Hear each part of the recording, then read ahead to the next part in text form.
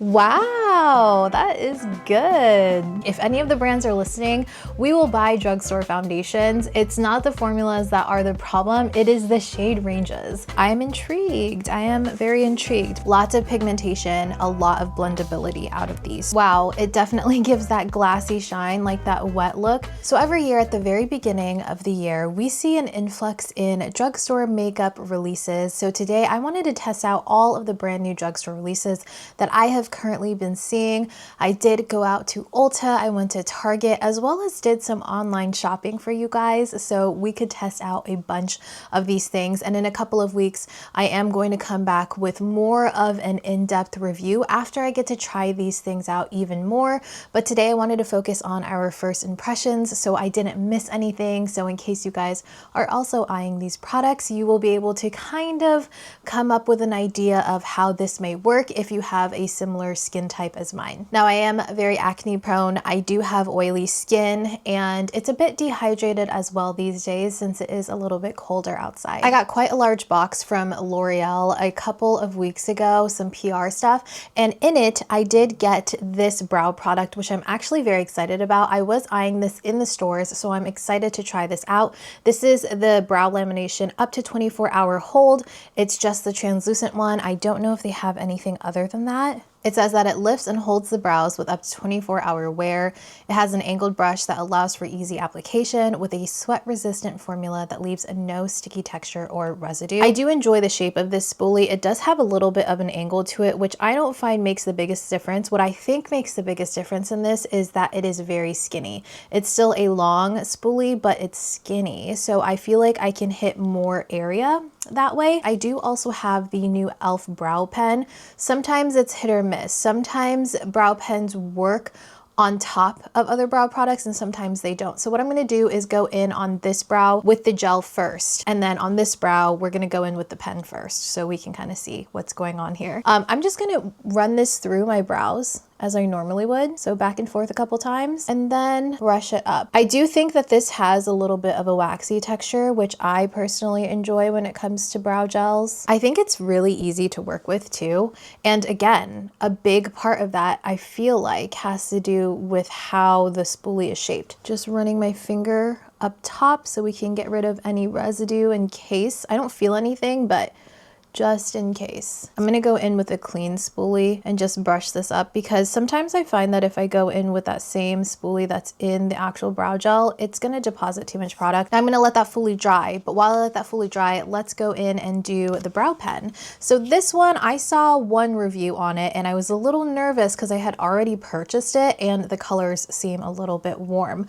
This is the Holy Strokes Microfine Brow Pen. I have the shade Espresso. It says it's an ultra fine liquid brow pen with light buildable pigment, perfect for creating thin hair-like strokes for a natural looking brow look that lasts. Now you guys know I am a very big fan of the Maybelline Build-A-Brow. I love that brush tip applicator. I really like that the pigmentation is very even. It never like spits out product at me. Okay, looks like a brush tip, not a felt tip. That is a plus. See what we're working with. It does say on the description it's a light pigmentation, so I think that's them priming us. I'm not finding I'm getting even pigmentation though. Some of these strokes are a little more pigmented and some don't really have anything at all. It seems like instead of going at it with the tip of this, I kind of have to hit it on the side of the brush. So let's go in. How I like to do brow pens, usually I'll already have my gel in, but since I want to make sure that we get some application on a bare brow, I'm going to go in mainly on the bottom half, kind of brush and blend that in and see where we need to go with it.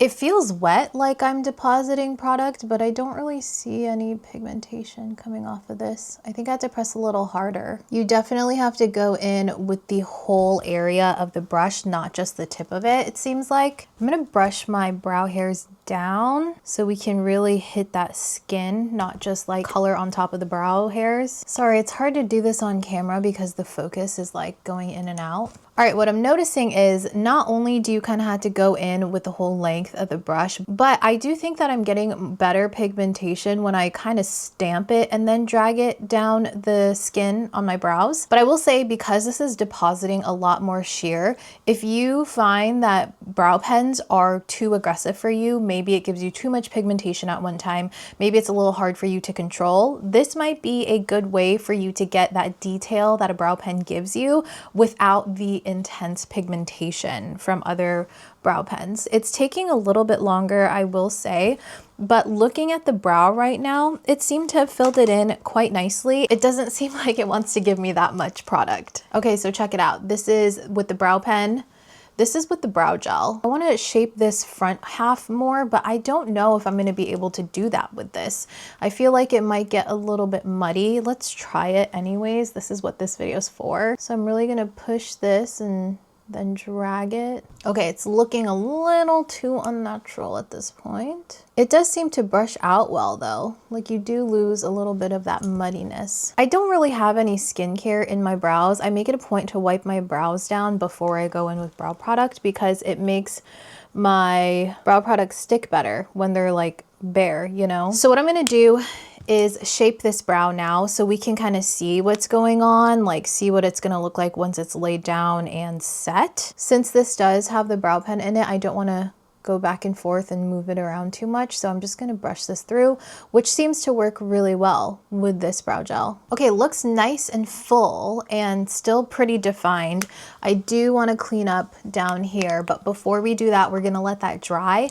And then I'm gonna go in with the brow pen on this side to see how it layers on top of brow gels. All right, so this is it pretty much filled in. I will say, I think it was a little easier to do it with the brows already shaped with the gel because it moved those hairs out of the way and I was able to get all of that exposed skin a little better. I was still going in with the stamping motion. I don't think that the layer of brow gel was getting in the way of the actual pigmentation of this brow pen. So this brow is looking a lot better than this one. You can kind of see this one looks a little bit more bold, and I think it's because I did use more of this pen just naturally, thinking that I needed to cover more area.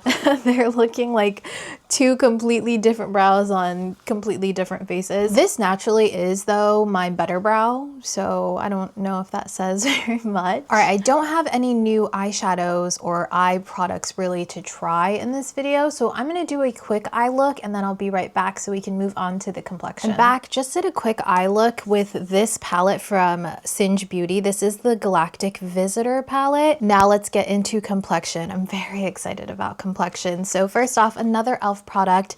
We are going in with the Power Grip Matte Primer. It says, with all the signature makeup stick of the OG Power Grip, this mattifying primer is infused with lemon myrtle blend to help reduce the look of excess oil and shine, creating a smooth finish while gripping makeup for long-lasting wear. It says to use fingertips to apply and pat into the skin, allow it to set for 30 seconds to absorb and activate the grip prior to makeup application. But before we do that, let's find our shade in this brand new Maybelline foundation. I was hoping to have the Milani skin tint by now. They reached out a couple of weeks ago and they said they were going to be sending it in January, but unfortunately I don't have those yet. I will be including those in my roundup reviews in a couple of weeks because I'm assuming I'll have them by then.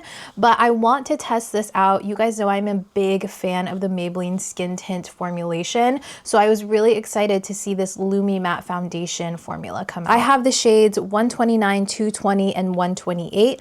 If these are the same shade range as the skin tint, my perfect shade would be 220, but I just wasn't sure looking at them online. It says that these are supposed to deliver a buildable coverage and up to 30-hour wear, light as air formula infused with amino acids, and it gives a luminous matte finish. I'm all about a dewy look, but these days I'm kind of enjoying something a little bit more matte because I feel like it gives me a bit more freedom with the creams that I put on top of it, because I don't have to use as much powder to set everything down. On their website, they do have different tabs that are warm, neutral, and cool, so you can kind of base it off of that as well. 129, this shade is supposed to be a neutral shade, while 128 and 220 are categorized as warm shades. I am typically a neutral shade. Okay, I'm gonna pump some on the back of my hand. Okay, let's see what this looks like. I don't even know if that was enough. Okay, there is 220. It looks like a good depth, but it does look look a little bit warm. So let's see what 129 looks like. I'm gonna put more 220 so we can really see what this looks like. Here's the Maybelline Skin Tint. Let's see what it looks like in comparison. Here is the Lumi-Matte. Here is 220 Skin Tint. You can see this one actually pulls a little bit more neutral. This is 129 in the new foundation.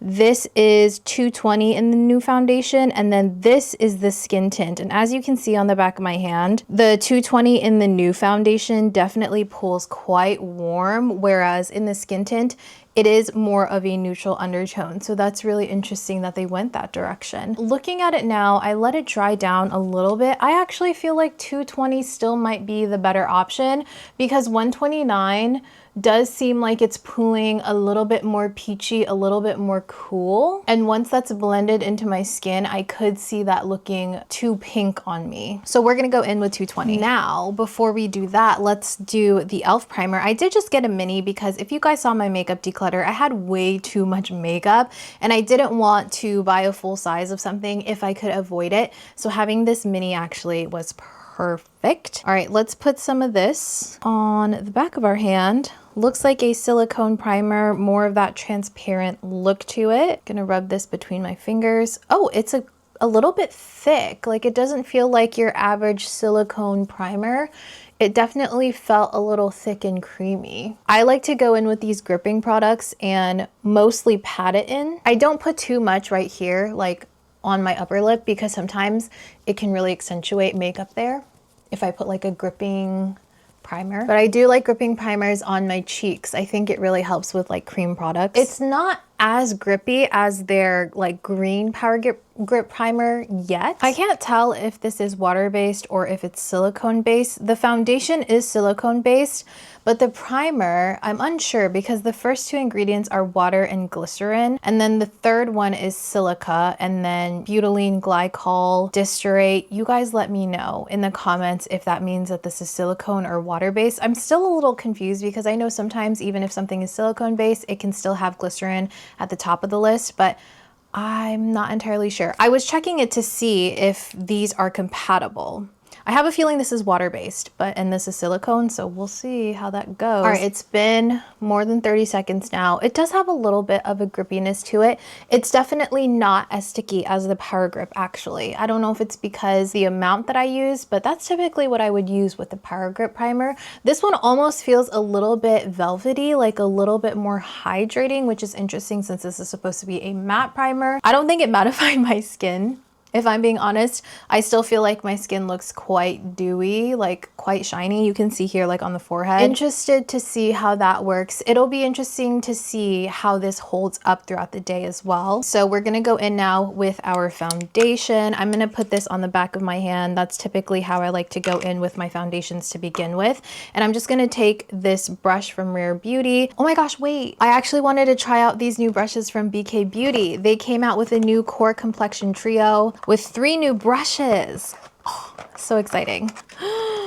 I just love their brushes, and I especially love their complexion brushes. I will link them down below for you guys in case you want to shop them, but this is the 114. It says it's a dual-sided concealer brush. It's kind of this triangular tip, and then we have the 115, which is a medium contoured foundation. It looks like a smaller version of the 101, but a bigger version of the 109, and then we have the 116, which is a small round complexion. This one, I feel like they have one similar in their line. I can't remember the number of it, but this looks a little bit more chubby, like it looks a little shorter than the one I'm thinking of. Let's redo that. I'm gonna go in with the 115. I love a good paw brush like this. Oh, it just makes me so happy. I'm gonna really get that into the brush. We're gonna work that into the skin. I don't know if it's because this is brand spanking new, but these bristles feel really, really, really soft. So this blended out super sheer. It sheared itself out very, very quickly. And look at the finish on the skin. It looks like this foundation actually did add some mattifying properties to my skin, more so than the primer. Let's do this side. It's thinning out very quickly, which is so interesting to me. I do think that the pigmentation is moving a little bit. So what I mean by that is as I'm brushing it out, it seems like it's a little bit more sheer in some areas. So it is a little bit warm, but again, we knew that going into it. Okay, first impressions right off the bat. It has, I would say, light to medium coverage from what I can see so far. It took 2 pumps to do both sides of my face, so that kind of tells you how thin this gets, and it dries down very quickly. I didn't put too much on my forehead just yet, just the excess that's on the brush, but you can see my forehead is quite shiny compared to like how my cheeks are looking right now. To me, as someone that typically likes something a little bit more dewy and hydrating, to me and my preferences, this seems more like a matte, like a satin matte. I wouldn't say Lumi. Let's do another layer. I feel like we can go in with another layer and see how this does, because I kind of want more coverage out of this. And because of that, I'm gonna go in with my finger and I'm just going to apply it that way and then tap it in so we can preserve some of that pigmentation and coverage, you know? That's nice. Look at that. It feels very lightweight on the skin. And because it dries down, it doesn't feel like you're wearing a thick glob of foundation, because it's not sticky or tacky or anything like that. Again, aside from the warmth of the shade, the actual finish on the skin and the coverage that I'm getting, that is ideal. I like that. It looks good. I'm gonna take the remainder, put it on the tops of my cheeks because that's typically where I have more sunspots and, you know, acne scarring and stuff. Still avoiding my under eyes because I don't like going in with foundation under my eyes. I was gonna go in with a damp sponge to kind of like soak up any excess product, but it seems like this is drying down pretty completely. I'm gonna go in with a concealer. I don't have a concealer to test out with you guys, so I'm just gonna go in, do some brightening and stuff, and then I'll be right back so we can get into the cheek products. All right, I just finished doing a little bit of concealing, and when I say a little bit, I mean a little bit. I was looking at it, just inspecting how my face was looking, and it didn't seem like I had to do too much concealing on top of my acne scarring and my sunspots. I feel like the foundation really took care of the majority of that. I don't mind a little bit of it peeking through still. I actually kind of enjoy that because I feel like it looks a little bit more natural on my skin. So I really just brightened up under the eyes, and I did a little color correcting here where I have some lines and stuff. And I also didn't realize this dual-sided concealer has 2 different bristle types, which was very interesting, and it fits really nicely right under the eyes and it covers some good area. So that is a plus from BK Beauty. Since I don't have a bronzer to test out with you guys, I went ahead and bronzed the skin with this. This is the Milani Cheek Kiss in the shade 120 Spilling Tea. The blush that I have today is this duo from Catrice. It is the Blush Affair Cream and Powder palette in the shade number 40 Peach Passion. Now, I will say that the cream blush has like this embellishment on it, it looks like. I'm pretty sure it's supposed to be a design. It looks like a quilted design almost, but it also has like little dots all around it that look a little questionable. Questionable not in the sense that this has gone bad, questionable as in like, what's going on?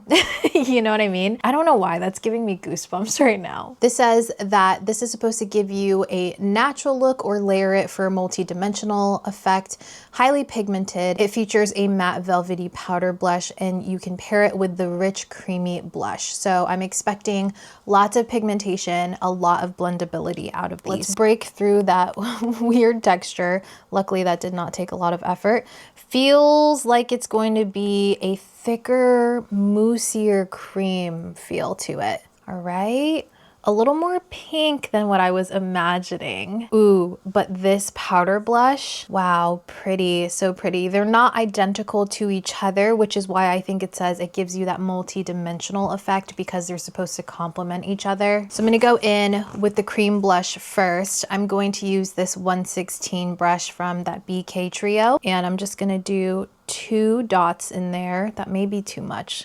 Let's be a little conservative with it. Oh yeah, that was a lot. Now, to give you guys a fair warning, this does not go with the eye look that I decided to do today. Please forgive me. We're gonna look a little bit mismatched here. This cream is pigmented for sure, for sure. I'm just taking what I have on the back of my hand and doing it on this side. I've been focusing my blush more towards the front of my face versus going up this way because I'm learning that my face shape, that it doesn't really accentuate that part.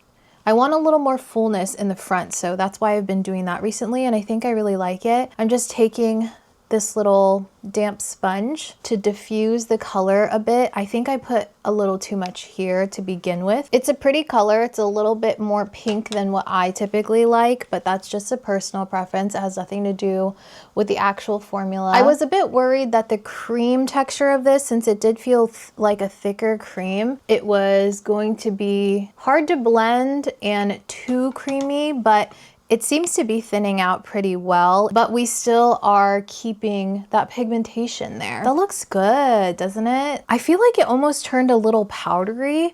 Like I thought it was going to be a thick cream on the cheeks. I thought it was going to be sort of like the Patrick Ta blush duos where that cream stays like really creamy. Wow, that is good. In that big PR box from L'Oreal, I also received this, and I'm very excited about this because I was planning on picking one of these up.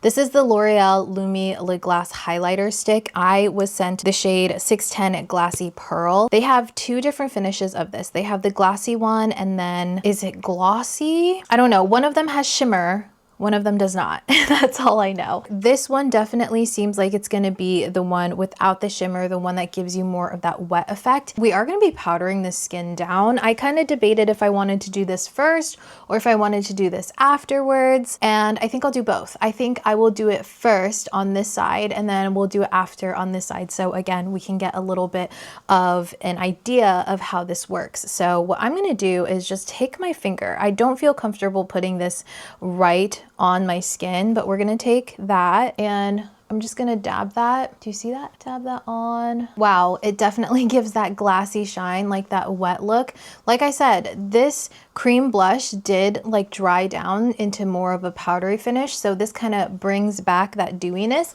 If you like more of that dewy cheek look, this is very nice. I do think that it's taking away a little bit of coverage. Like I have this really big sunspot right there that always shows through. It just depends on the intensity of how much it shows through, and I think it is showing through a little bit more. I actually think it did move the blush a little bit, so I'm gonna go back in. I'm not adding any additional product, but I'm gonna tap whatever excess I have of the blush in here. I think that's really nice. I just have it on this side, like I said. Definitely feels balmy. I don't think that this is going to dry down. Next up, another, I think this is our last e.l.f. product, but this is the e.l.f. Halo Glow Powder Filter Pressed Powder. I have this in the shade Light Warm. I'm really excited for this. I plan on using this as a finishing powder. You know how there's like setting powder and there's finishing powder, but sometimes people use it synonymously. This says on the e.l.f. website, it's a light buildable ultra-fine pressed setting powder that blurs the appearance of skin, reduces shine, and sets makeup for a soft focused glow that lasts. It says it's lightweight, ultra fine, light buildable coverage. You can use it on its own or to set and refresh makeup. It includes a velour. Oh yeah, it has like the little compartment. That's nice. I didn't expect that actually. This is a little bit on the pricier side for e.l.f. This was actually $14. This is definitely going to take me a couple of uses. I already know that because I want to try it out as a setting powder, but I also want to try it out as a finishing powder, and I want to try it out as a blotting powder. So this, you guys, you're gonna have to come back for like my full thoughts on it, but we're still going to use it today to kind of start that process. Let's test out the actual color of this. Like I mentioned, I did get the shade Light Warm. It does feel very smooth and buttery. I did not doubt that. Oh, I like that color. Oh, and it looks like it has a bit of a sheen. You can see it in the light right there. It's not glitter, it's not shimmer, but you know how sometimes powders can have that little bit of a sheen effect to where it doesn't look completely matte. I think that is what's happening here, and actually I am intrigued. I am very intrigued. This is the BK 103 brush, and I'm going to set the entire face to begin with before I decide if I want to pinpoint set under the eyes, because sometimes I find with pressed powders with some formulations, if I go straight in and try to set the under eyes, it can start looking really textured. So I'm just going to swirl or tap this in. Lots of flying powder. I'm going to tap this and swirl this into the skin. None of these products have had scents to it that I've noticed so far, by the way. Here is the face right here set down with this powder. You can see that little bit of a satiny sheen that the powder has. I don't hate it though. I do think that maybe this lightened my complexion a little bit though. Just a tad, a little bit. But that also happens with like translucent powders, if I'm being honest, with like the Laura Mercier translucent powder. Up close, I feel like I'm seeing the powder a little bit. Like I'm seeing, oh yeah, it's kind of clinging right here on my chin. I'm gonna try to show you guys. So this side is not set with any powder just yet. Upon first impression, with the way that this is described, as well as the way that it looks like it's sitting on my skin, I would say that it is similar to the Kosas Cloud Set in the sense where it is setting the face, but it still leaves a little bit of a sheen. Like it doesn't completely mattify the skin. Again, I don't know how this is interacting with these new products that I'm using. That's another thing about these first impression videos. You're using all new products, so you can't really determine what's doing what where, if you know what I mean. It could be this foundation, you know, or it could be the powder. So again, emphasizing that I am going to come back with a more detailed review once I get to test these out a bit more. In my viewfinder here and my mirror, my skin looks really airbrushed. It actually looks quite nice. It does seem, because this falls into the Halo Glow line, it makes sense that would have a little bit of a sheen because it's not going to completely mattify the skin out. It doesn't look bad. It's actually a really nice one. Now, I don't know, because of that whole texture thing, if I want to do it under the eyes. Should I just do it though so we can see? Maybe I should. I will take one for the team. I will do that. So I'm going to stamp out my concealer here just to make sure we get rid of any buildup. And then I'm gonna take this puff. It's just a She Glam puff. And get the product on here, swirl it in, and then I'm going to work it into the back of my hand so it works into that puff. I'm gonna stamp it out very lightly. Ooh, that really brightened up my under eye, I think. You see that? It's a bit textured already. Like I can tell that I don't like the way that looks under my eye. Not crazy about that, but before we get any further, let me actually set this part of my face down with a loose setting powder, and then let's wipe it away with this one. That's typically what I'll do. We're just trying as many different application ways as possible so I can give you guys as much info in this one video. All right, so I have the Laura Mercier powder just baking here. So now we're gonna take the e.l.f. powder on this, what is this? BK Nikki LaRose N14 brush, tapping off the excess. And then we're going to wipe away that bake. Keep in mind, it might look a bit brighter because we are using a translucent powder, which naturally kind of like brightens my under eyes anyways. And then we're going over it with this. So we're not necessarily looking at the brightness, more so the texture. So I want to say it looks better. If I'm really looking at it, it looks like it's a bit better. I have like tiny little dots right here on the lower inner part of my eyes. As I've aged, I've noticed a little bit more of that. And I think that it's slightly more accentuated on this right side where we only use the pressed powder from e.l.f. Whereas on the left side where we have the loose powder and the pressed powder, it's a little bit more subtle. All right, and now I'm gonna take the powder side of this Catrice duo, and we're just going to add a little dimension, as they say. Do I look so crazy because my eyeshadow and blush do not match? It looks so mismatched to me right now. Please don't make fun of me. Oh, I don't want to forget to put this on top on this side. So I'm going to do the same thing. Just take my finger and take some of that product there, and we're going to apply it here on the top of the cheek. I feel like I used a lot less product there for the same outcome. I think that if you're looking to get this, it's because you want that wet look, that glassy look, right? So I think it makes the most sense to use it on top of all of your other makeup so you still have that wet balmy look. It definitely feels balmy. It doesn't feel like it's going to dry down on its own if you don't set it down or anything. Right now on this side of my face, I don't feel it at all because it is like powdered down, and it doesn't seem to have like gotten weird underneath it. So at least you know that it powders down pretty well. But if this is what you're looking for, like that sheen, use it on top. It doesn't seem to really get affected by the other products. If you use a small amount and you don't like swipe it on there, I would definitely recommend that you tap it on there. So just to make it even, I'm taking a little bit more and I'm gonna tap it on top here. And it seems to be bringing back just that little bit of shine. I think the golden rule for this is probably going to be a little bit goes a long way, especially if you don't want to feel that balminess. Okay, I have a huge lineup of new drugstore lip products, and I'm actually going to be putting together a video where I'm trying all of them on vlog style a little bit for you guys. I take you along as I do wear tests, and I have that video coming up for you. So I don't want to like harp on and on about the different drugstore products for you, but I do want to mention a couple. The NYX lip IVs, so far I think these are really nice. They really remind me of Asian glossy stains, and I really enjoy that type of formulation. I picked up some of these Milani Keep It Full Glossy Plump Balms. I have the shade Honey, and then I have another one that's a little bit more on the red side of things.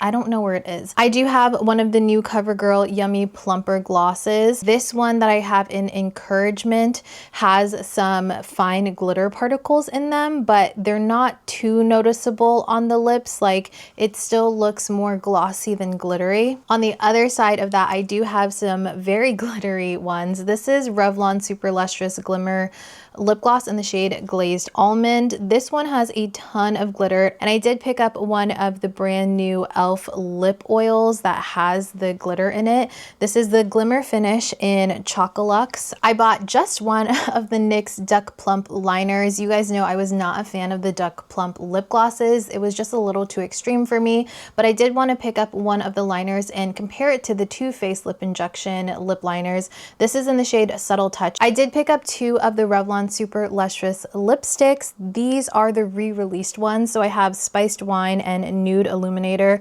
I wanted to compare these to the old formulas to see if they are exactly the same, just re-released, and I will be talking about that in the upcoming drugstore lip video. I have this Essence Juicy Balm, the Glossy Butter Balm in Chocolat. I don't remember what it is because the actual label came off with the name. I grabbed one of the brand new shades of the Milani Color Fetish lipsticks in the shade Smitten. This is 380 Smitten. And lastly, I have the L'Oreal Plump Ambition Hyaluron Lip Oil in the shade 390 Cherry Cherie. Because the eyeshadow is a little more intense and the blush doesn't even match the eyeshadow, maybe we'll go a little bit more subtle with the lip product today. And I'm going to be using the NYX Duck Plump lip liner with this Milani Glossy Balm. This is in the shade Honey again. And like I mentioned, these are quite sheer. I haven't actually swatched this one. Let's see what this looks like. Whoa, that's not as sheer as I thought it was going to be. The other one that I have, I think, is a lot more sheer. We'll see what it looks like on the lips. I do like the shape of this. I like how it's more of an oval versus like a triangle. I think that it allows you to really get this onto the lips in a precise way, but you can also take it on its side and fill in the outer corners of your lips if you like doing that. I personally do like to do that. Okay, now we're gonna go in with Honey. These are not super melty, which I actually like. It's not as melty as the Hourglass ones. It still holds its shape pretty well, but I would still categorize it as that melty glossy balm. Okay, I thought this was gonna be too cool, but this actually is such a flattering lip combo. Let me do my lower lash line real quick, and then we'll go over my quick first impression thoughts of all of the products we tried today. All right, guys, I just finished doing the rest of my makeup. I also went in and set my face down with my Charlotte Tilbury setting spray. I went in with something a little bit more hydrating versus the One Size setting spray, which is more like a finishing spray,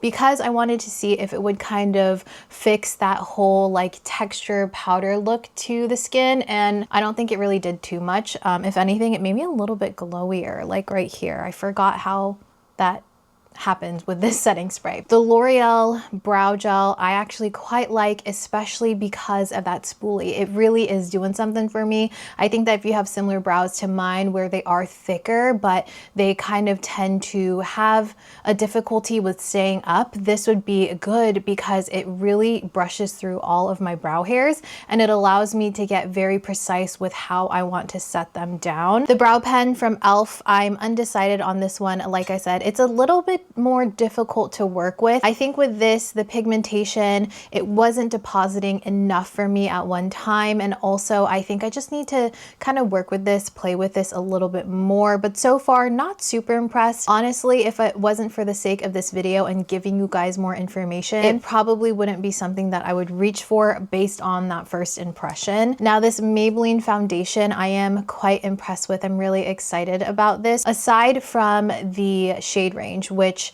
we need to expand the shade ranges in the drugstore. Like if any of the brands are listening, we will buy drugstore foundations. It's not the formulas that are the problem, it is the shade ranges. I really wish that this came in this same like depth, but a neutral undertone, you know? I love how thin the consistency of this is. I think that it's really nice how this dries down very quickly, so I don't have to like sit there and wait to do the rest of my makeup.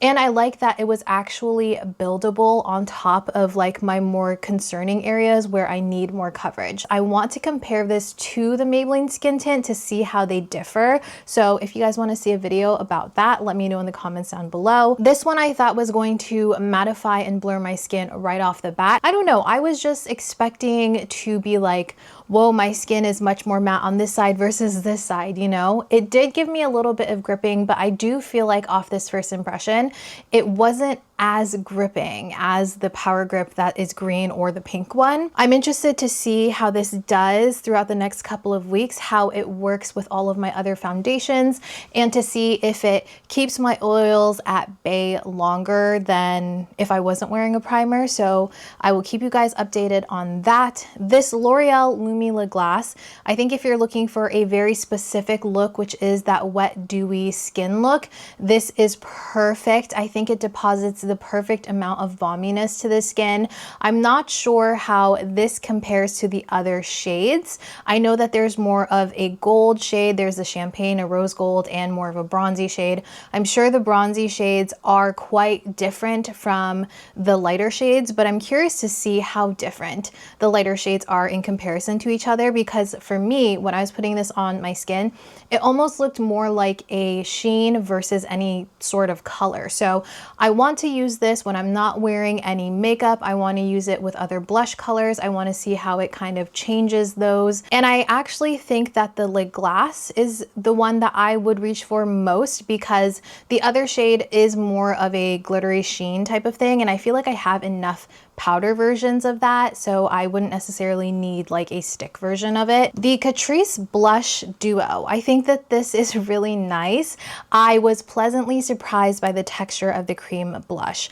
I really like that it blended out very thin and it dried down almost to a powder finish.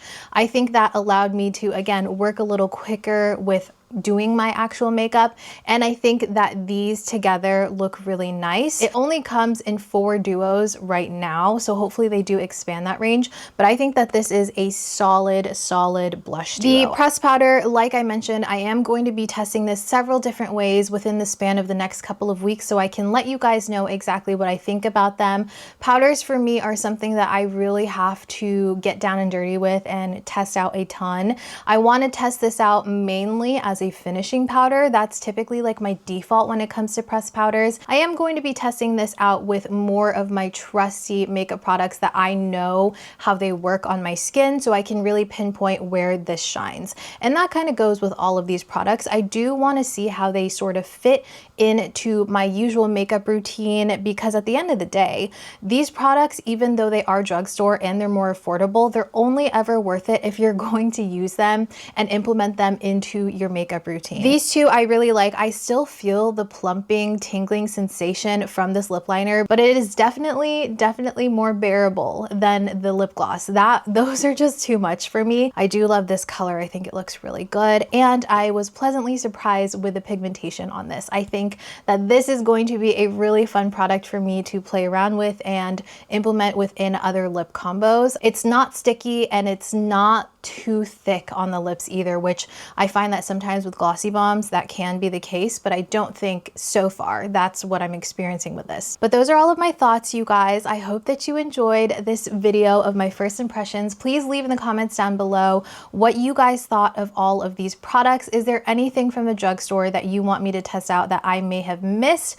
Other than the Milani skin tint, I do plan on testing that one out pretty soon. Oh, also the Maybelline Teddy tints, I have tested those out. Those will also be within that lip video for you guys. Again, keep your eyes peeled for a review video on all of these products in the next few weeks. But until then, I will leave a video right here for you guys that YouTube actually thinks you'll be interested in when it comes to my videos. But until then, I hope that you guys have a great day, and I will see you guys in the next video. Bye.